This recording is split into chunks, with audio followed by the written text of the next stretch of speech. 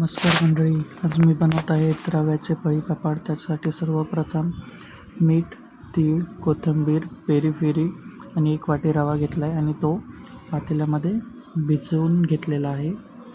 त्याच्यानंतर मी इलेक्ट्रिक शेगडीवरती 3-4 पट पाणी उकळायला ठेवलेलं आहे.